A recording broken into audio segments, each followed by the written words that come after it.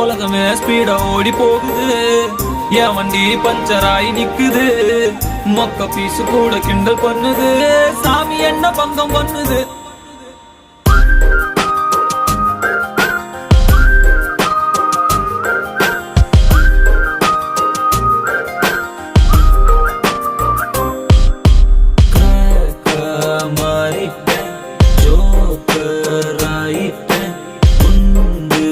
சட்டியில 2 குதிரை வண்டி ஓட்டுறேன்.